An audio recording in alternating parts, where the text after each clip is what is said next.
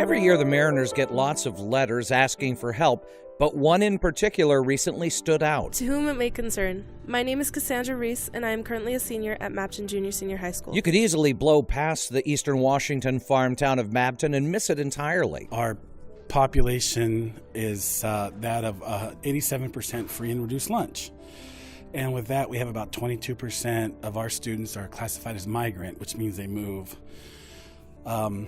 where the work is, basically. And then, what we do is a lot of what we have to do is fundraise. Needless to say, they don't have much there. So when softball coach Ron Rutz learned the Mariners were offering new grants to help deserving baseball and softball programs, he told his team captain Cassandra about it, and she immediately sent in her application detailing the horrendous conditions of her team's so-called field. Last year especially, game after game had been canceled and practices were restricted to only batting cages, all because of the lake our field had become. I can assure you that absolutely no one has anything good to say about our field, and no one necessarily enjoys being here to play. We don't even have dugouts. We have fences and benches that we share with the whole school. Pre-game wasn't just for getting out equipment, it was also for tracking down the benches from the opposite side of the school. Our field normally, it's filled with rocks, so right after we got done with warm-ups and stuff, we'd pick up rocks, fill our whole glove with rocks, throw them over the fence right next to the fire hydrant every single day after practice or after warm-ups. Our last couple of games, the season of my junior year, they were canceled because puddles as big as lakes, basically, just filling our field. Yeah, not to mention it was so dangerous, umpires would actually instruct the girls not to slide in some games just to avoid injury. When we got done with our season last year, I asked the girls, girls, what do you want? Because we can fundraise for stuff. And most all of them said, Coach, we want a new field. And we've had our issues with our field where when it rains, we couldn't get on it for 2 or 3 days. We had to go hit in the cage because that wasn't flooded. I truly believe that the Mabton Junior High School girls softball team is one of the most deserving of this grant and will benefit the most from it as well. I just hope other people could believe that too. Sincerely, Cassandra Ruiz. Cassandra's letter would land on the desk of Mariners Community Relations Coordinator Mackenzie Mitchell. She's overseeing a new program the M's launched this year as part of the team's On Base initiative. It helps support disadvantaged youth baseball and softball programs statewide.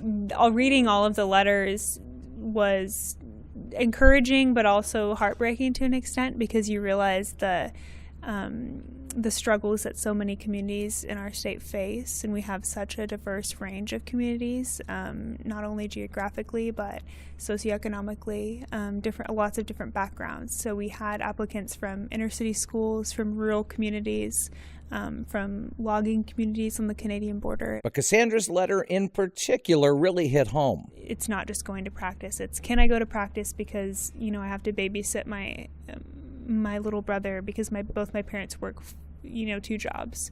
Do I need to go to work and help put food on the table for our family? So when we read Mabton's letters about their field use and how it was challenging for them to even practice and how it was dangerous because they just couldn't afford to have field renovations and play safe softball, that was something that we thought, okay, we need to step in and make this to where they can even just play. So the Mariners awarded one of 10 grants to the Mabton softball program for its field. It's only $5,000, but for these kids and their community, it's the world. I mean, it's a godsend. I mean, when Mackenzie called me, I broke down because I was so excited. I sounded probably like a blundering idiot when I was talking to her because I remember pacing back and forth, and I was smiling so wide. I think if somebody was next to me, I probably would have knocked them over with my smile.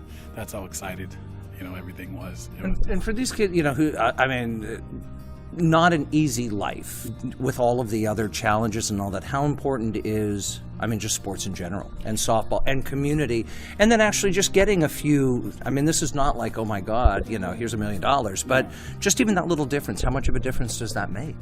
I think it makes a big difference. It's everything for us to be able to just get something in return. We're all hard workers there in Mabton, and we don't have much, and we cherish what we have as much as we can.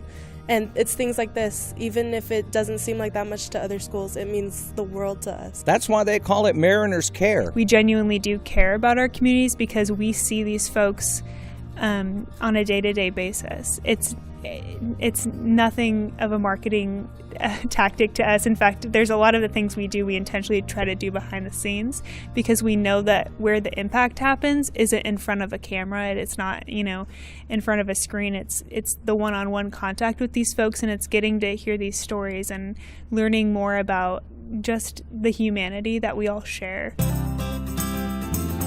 And that humanity was on display recently when Cassandra, Coach Ron, and the rest of the Lady Vikes got to come to Safeco Field for a special on-field ceremony. And even though her field won't exactly be on par with Safeco, it'll be tons better with gleaming new turf, clean dirt, and real dugouts.